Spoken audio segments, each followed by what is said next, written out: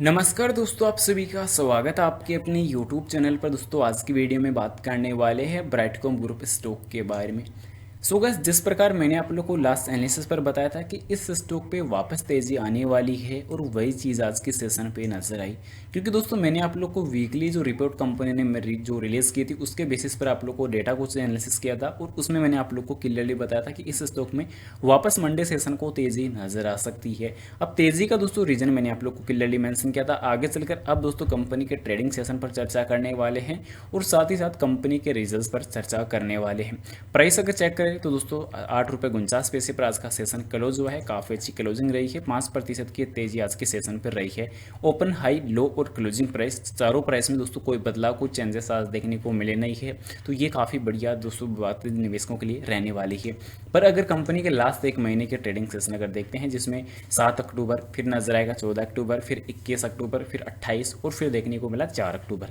इन 5 session के अंदर इस स्टॉक में दोस्तों अगर खासकर 4 सेशन की अगर हम चर्चा करते हैं तो यहाँ पे 14.39% की गिरावट रहेगी। और आज के रिकवरी को अगर देख लेते हैं तो कहीं ना कहीं 10.16% की गिरावट, अभी करेक्शन जो अभी इस स्टॉक पे रहने वाला है। अब दोस्तों दो लॉजिक इस स्टॉक पे नजर आ रहे हैं।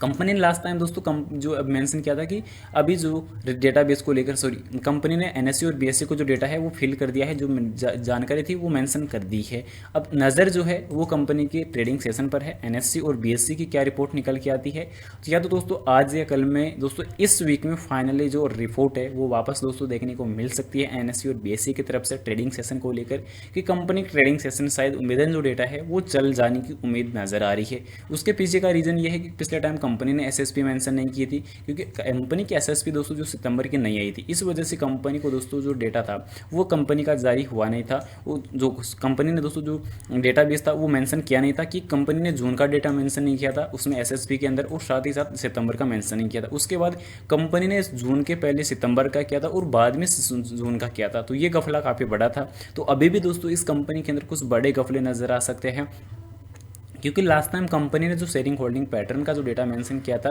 उसमें दिग्गज निवेशक जो शंकर शर्मा कंपनी के है, तो उनका कोई जिक्र, कोई मेंशन डेटा नहीं था। ये चीज़ बड़ी चौंका देने वाली थी। अभी कंपनी के अगर कर्ज की अगर चर्चा करते हैं तो अभी कंपनी के ऊपर 1 रुपये का भी कर्ज है नहीं। साथ ही साथ कंपनी दोस्तों कुछ जो पार्टनरशिप जो है कंपनी करती हुई नजर आ रही है। आगे चलकर देखने को मिला कि कंपनी अपनी बिजनेस ग्रोथ को लेकर बड़ी बड़ी जो बातें हैं वो करती हुई नजर आ रही है। बड़ी बड़ी बातें तो दोस्तों पिछले टाइम कंपनी ने जो Q2 का रिजल्ट मेंशन करने से पहले भी की थी, पर कंपनी ने रिजल्ट काफ़ी वक्त बाद जो रिलीज़ किया था।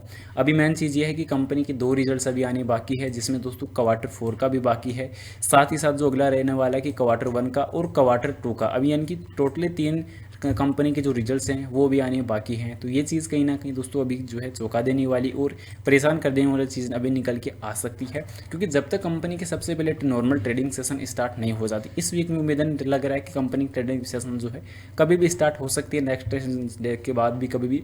और अभी जो मेन चीज़ ये निकल के आ रही है कि कंपनी का चार्ट पैटर्न, अब चार्ट पैटर्न जो है कहीं ना कहीं दोस्तों वो भी काफ़ी चौंका देने वाला निकल के आ रहा है, क्योंकि पिछले टाइम ओवरबॉट जोन की तरफ तेज़ी से इंक्रीज हुआ था, बढ़ता हुआ नजर आया था। क्योंकि दोस्तों कहीं ना कहीं अगर हम मान के चलते हैं कंपनी का सपोर्ट लेवल, तो वो अच्छा खासा इंक्रीज होता हुआ भी नजर आया था, क्योंकि यहाँ पे देखने को मिल रहा था कि वापस इस स्टॉक में गिरावट आई थी, उसके बाद वापस यहाँ तक दोस्तों तेज़ी नजर आई थी और उसके बाद वापस डाउनफॉल नजर आया।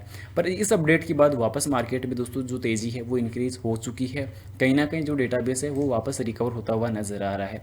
अब 30 मिनट का आज कैंडल स्टिक पैटर्न अगर चेक करते हैं तो उसमें हमें क्लियरली ये चीज़ एक देखने को मिल जाएगी कि इस स्टॉक पे क्लोजिंग के वक्त वापस दोस्तों कहीं ना कहीं थोड़ी बहुत जो बाइंग ऑर्डर थी वो हमें नजर आई है। अब बाइंग ऑर्डर तो नजर आई है, पर दोस्तों अभी इस बाइंग ऑर्डर को देखकर हमें ये नहीं सोचना कि आगे का टारगेट कैसा होगा, क्योंकि कब जब तक कंपनी के क्लियरली रिजल्ट्स मेंशन नहीं हो जाते, सबसे मेन चीज़ ये है।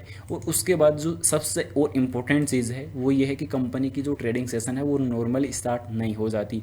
तब तक दोस्तों अगर इसी प्रकार के उतार चढ़ाव रहते हैं तो कहीं ना कहीं इस स्टॉक पे गिरावट होने का भी जो चांस है वो अभी ज़्यादा नज़र आ रहा है। तो अभी डेटाबेस जो देखने को मिल रहा है उसमें कहीं ना कहीं हमें कमजोरी भी नज़र आ सकती है, तो ये चीज़ कहीं ना कहीं हमें परेशानियों में भी डाल सकती है। और ये चीज़ अभी इंपॉर्टेंट है कि कंपनी के रिजल्ट जब तक क्लियरली मेंशन नहीं हो जाते, क्योंकि अभी आने 3 रिजल्ट्स बाकी हैं, ऑलमोस्ट हम मान सकते हैं कि 1 साल का जो डेटा है वो अभी कंपनी का बचा हुआ है, कि 1 साल में कंपनी के अंदर क्या हुआ, क्या लॉस, क्या प्रॉफिट, क्या कंपनी के अंदर इन्वेस्टरों की इन्वेस्टमेंट में, होल्डिंग में दोस्तों जो एसएससी में क्या बदलाव नजर आए, वो सभी चीज़ें दोस्तों काफ़ी ज़्यादा मैटर करती है। क्योंकि अभी के टाइम बैलेंस शीट अगर देखते हैं तो कंपनी के बैलेंस शीट में एक चीज़ हमें देखने को मिलेगी कि कंपनी का अदर डेटाबेस के अंदर जो देखने को मिला है कि जो रिजल्ट्स वाइज अगर देखते हैं तो कंपनी की बैलेंस शीट में इन्वेस्टमेंट जो रहने वाला है लास्ट रिजल्ट के ऊपर जो Q3 का कंपनी ने मेंशन किया था, इसमें देखने को मिला था कि कंपनी का जो इन्वेस्टमेंट है वो 571 करोड़ का देखने को मिला था। ये चीज़ कहीं ना कहीं देखने को मिल रही है, और ये चीज़ अगर देखने को मिल रही है तो कंपनी आगे चलकर जो बिजनेस ग्रोथ है उसमें एक अच्छा खासा कदम पॉजिटिव उठा सकती है।